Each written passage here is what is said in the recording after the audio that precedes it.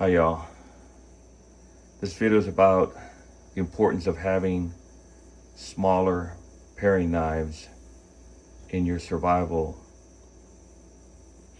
program. Now, these are 3 different size knives right here. There's even bigger ones, but I'm just going with these bushcraft type knives. Now this is a Condor, like a Ray Mears type knife. And this is the Mora, and I've got a lot of hours on that Mora, a lot. And then this is a small paring knife. Now, what I'm doing is I'm processing my potato harvest. I'm gonna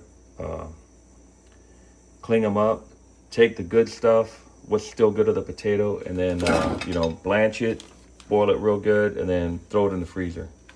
Might cut it up into whatever I'm looking for, hash browns or cubes for soup, whatever. But so my potato harvest, the potatoes are starting to go bad, right? So with this paring knife, I could, like, if you look right here, this potato is starting to go bad. It's getting some kind of mold growth on the surface. This one's getting more pronounced.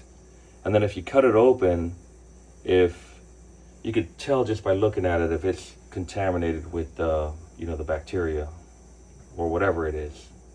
Okay, so I just take it and throw it in my compost bucket. But to pull away the bad part of the potato, you would need a smaller knife, a paring knife.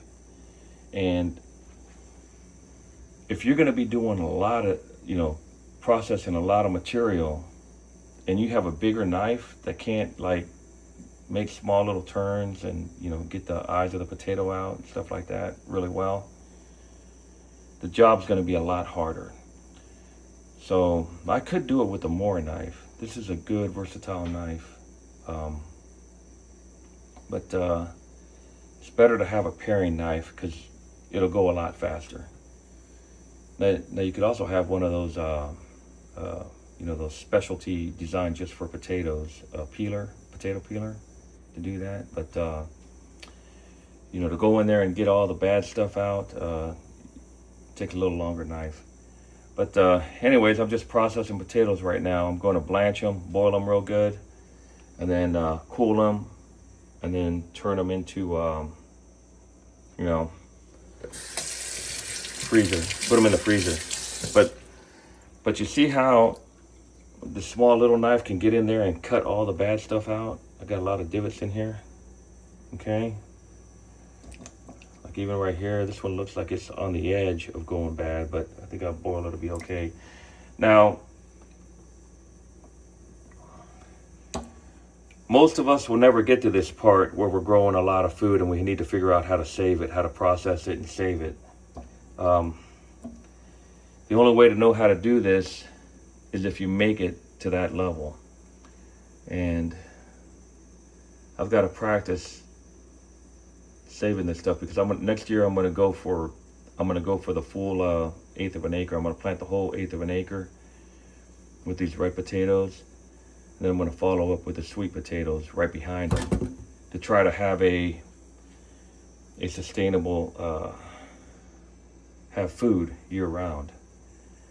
But I've got to learn how to process a bigger harvest, and it's a lot of work. You could get sick doing this too. I'm taking a chance doing this, but I'm willing to take the risk to get the experience. I mean, you could literally get sick. I wouldn't recommend this for someone just sitting in a chair or a sofa watching TV. May come a time where we may have to do this for real.